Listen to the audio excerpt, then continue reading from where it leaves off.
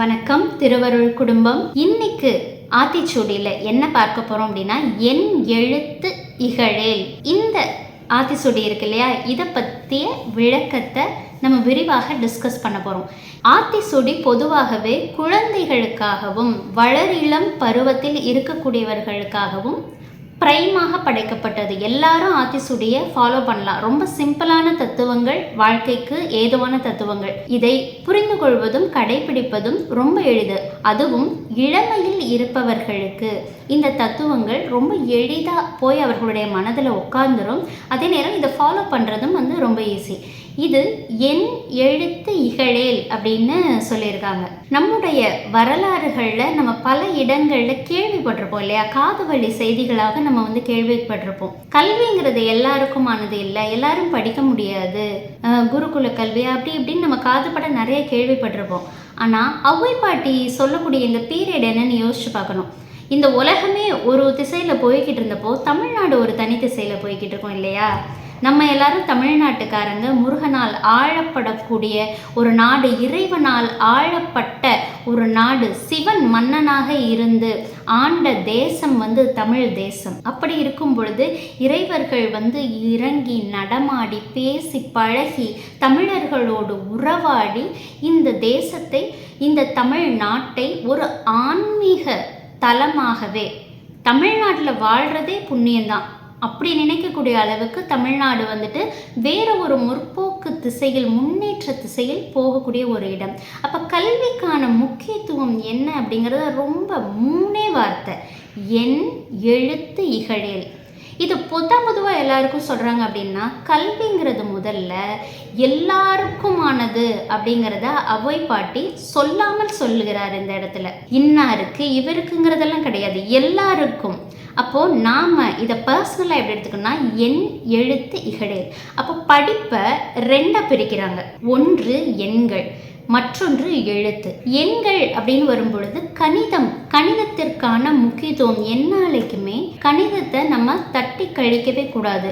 ஒரு வகையில் பார்த்தா இந்த ஒட்டுமொத்த படைப்புமே கணிதத்தால் கட்டி போடப்பட்டது. எல்லாத்துக்குமே ஒன்றோடொன்று பிணைத்து கட்டப்பட ஒரு கால்குலேஷன் இருக்கு அப்படின்னு புரிஞ்சுக்கிறாங்க. அப்போ கணிதத்தால் கட்டமைக்கப்பட்ட இந்த உலகத்தில் நாம் வாழும் பொழுது கணிதத்தை ஒரு நாளும் நாம் தள்ளி வைக்கக்கூடாது. இகழேல் அப்படின்னா அதை வெறுத்து ஒதுக்கி, அது எனக்கு வேணாம், எனக்கு கணக்கு வராது.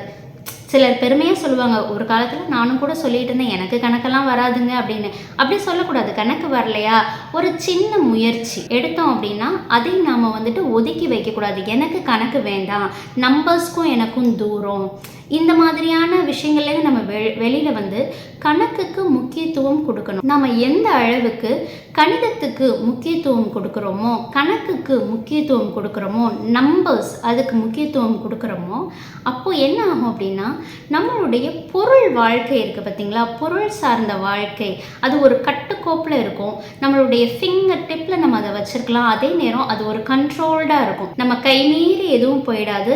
நமக்கு எப்போ எந்த பொருள் வரும் இதை பற்றின ஒரு முழு ஐடியா நமக்கு இருக்கும், ஃபுல்லாக நமக்கு தெரிஞ்சிருக்கும். அப்போது கணிதம் நமக்கு தெரிந்திருந்தால் மட்டும்தான் நம்மளுடைய புத்தி அது தீ மாதிரி ஒரு வேலை செய்யும். அடுத்தது எழுத்துக்கு வருவோம். எழுத்து அறிவு அப்படிங்கிறது படிப்பு அறிவு. எழுதுதல் அப்படிங்கிறது ரொம்ப இம்பார்ட்டன்ட். ஏன் எழுதுதல் முக்கியமான ஒரு விஷயம்னா, வரலாறுகளை நாம் எழுத்தின் மூலமாக கடத்துகிறோம் மிக தெளிவாக. குடைவரை கோயில்களில் சிற்பங்கள் செதுக்கிறது, அதற்கு பிறகு சின்ன சின்ன படங்களை வரைந்து வைத்தல், இது எல்லாமே எப்படின்னா நம்மளுடைய கலாச்சார பிரதிபலிப்பை நம்ம ஒரு விஷுவல் ரெப்ரசன்டேஷனாக செய்கிறோம். ஆனால் அதை தாண்டி மிக மிக மிக மிக நுணுக்கமான சில ரகசியங்களை, வாழ்க்கை தத்துவங்களை, பண்பாட்டை, நம்மளுடைய மனித அறிவை நாம் அடுத்தடுத்த தலைமுறைனா ஒரு 10-20 வருஷம் அந்த மாதிரி கிடையாது, 1000 ஆண்டுகளுக்கு அப்பாலும் மனித அறிவை கடத்துவதற்கு எழுத்து என்பது மிக இன்றியமையாத ஒரு மீடியம். அப்போ இந்த எழுத்தை அனைவரும் கற்க வேண்டும். அப்போ படிப்பறிவு, எழுத்து, படிக்க எழுத 2 அறிவுமே மனிதனுக்கு மிக முக்கியமான தேவை. ஏன் அப்படின்னா அவன் அப்போதான் அந்த நாலேஜை ஒன்று அது அவனுடைய குடும்பத்திற்காகவாக இருக்கலாம், அப்படி இல்லை என்றால் உலகத்திற்கான அறிவை அவன் பரப்புவதாக இருக்கலாம். அப்போ எழுத்து அறிவு என்பது எல்லா மனிதனுக்கும் கட்டாயமாக இருக்க வேண்டிய ஒரு அறிவு. அப்போ இது 2ஐயுமே விலக்கி வைக்கக்கூடாது. ரொம்ப யூஸ்வலாகவே இதை சொல்லுவாங்க, 5இல் வளையாதது 50இல் வளையாது அப்படின்னு சொல்லுவாங்க. அப்போ கணக்கு போடுவதற்கும் எழுத படிக்க இது 2த்துக்குமே மிக குழந்தை பருவத்திலிருந்தே நம்மளுடைய குழந்தைகளுக்கும் வளரிளம் பருவத்தில் இருக்கக்கூடிய பிள்ளைகளுக்கும் நாம் கொடுக்கணும். ஏன்னா அந்த குறிப்பிட்ட வயசில் எஜுகேஷனுக்கு, கல்வி அறிவுக்கு நாம் கொடுக்கக்கூடிய இம்பார்ட்டன்ஸ் அவர்களுடைய வருங்காலத்தை செதுக்கும். இந்த இடத்துல தான் ரொம்ப முக்கியமான விஷயம். இதை இந்த இடத்துல சொல்லியே ஆகணும். ஏன் அப்படின்னா இப்போ ஒரு சூழல் நிலவுது, கவனிக்க முடியுது. இதை என்னால் நிரூபிக்க முடியாது, ஆனால் உணர வைக்க முடியும். என்ன அப்படின்னா படிப்பு ஒன்றும் அவ்வளோ முக்கியம் இல்லை அப்படிங்கிற ஒரு கருத்து ஒரு மாதிரி அரசல் புரசலாக எல்லா பக்கமும் நிலவுது. படித்து என்னங்க யூஸ்? அதனால என்ன யூஸ் இருக்குது? மாடு மேய்ச்சா கூட நல்ல காசு வரும், தெருவில் கடை போட்டால் கூட நிறைய காசு வரும், இதுக்கு பேசாமல் உழைச்சிட்டே போகலாம், படிக்கிறதுனால என்னால் பணம் சம்பாதிக்க முடியல. அப்போ என்னது? படிப்பு சில்லறைகளை சம்பாதிப்பதற்கு உதவலை அப்படிங்கிற ஒரு விஷயம் வருது. அப்போ என்ன செய்கிறாங்கன்னா இன்டைரக்டாக நம்ம மூளை என்ன யோசிக்குதுன்னா படிப்பு அந்தளவு முக்கியம் இல்லை, பணம் தான் முக்கியம் அப்படிங்கிறத நோக்கி நகருது. அப்போ நம்மளுடைய மூளையிலிருந்தே படிப்பை யாரோ ஒருத்தவங்க நமக்கு தெரியாமல் பறிக்கிறாங்களோ அப்படிங்கிற ஒரு பய உணர்ச்சி மனசுக்குள்ளே உண்டாகுது. முக்கியமாக நான் சொல்ல வர விஷயம் என்னன்னா, படிப்புங்கிறது எந்த காலத்திலுமே பணம் சம்பாதிக்க அல்ல அப்படிங்கிறத நம்ம புரிஞ்சுக்கணும். படிப்பு என்பது மனிதனுக்கு ஒரு மேம்பட்ட நிலையை கொடுக்கக்கூடிய ஒரு விஷயம்.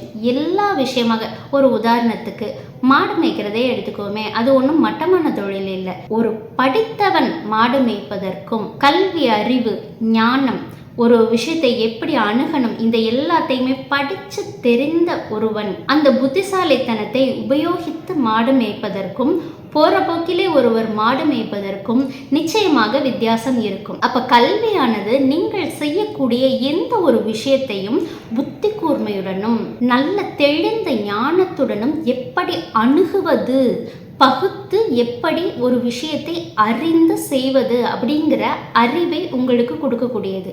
அதே நேரம் சில குறிப்புகள், சில நாலேஜ், நீங்கள் எந்த ஃபீல்டை எடுத்துக்கிட்டாலும் அதோட நாலேஜ் உங்களுக்கு எழுத்து ரீதியாக தான் இருக்கும். அப்போ அதை ஆக்சஸ் பண்ணக்கூடிய அந்த கெப்பாசிட்டி எப்போ இருக்குன்னா எஜுகேஷன் இருந்தால் மட்டும்தான் இருக்கும். நீங்கள் மீண்டும் எஜுகேஷனை விட்டுட்டு ஏதோ ஒரு தொழிலை நீங்கள் பின்பற்ற போகிறீங்க அப்படின்னா நிச்சயமாக அப்போவும் ஒரு படித்தவன் மேலே அமர்ந்து உங்களுக்கு இது சரி இது தப்பு, நீ படிக்கலை உனக்கு தெரியாதுன்னு சொல்லுவான். நான் என்ன சொல்கிறேன், நல்லா படிங்க, நல்லா படித்து ஒரு விஷயத்தை எப்படி பகுத்து அறிதல் அப்படின்னு சொல்லிட்டு தெரிஞ்சுக்கிட்டு ஒரு மேம்பட்ட மனிதராக வாழுங்க.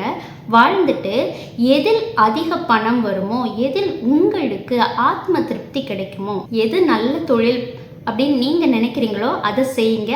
அந்த கல்வியை, அந்த தொழில் இருக்கு இல்லையா, அதை முன்னேற்ற பயன்படுத்துங்கள்.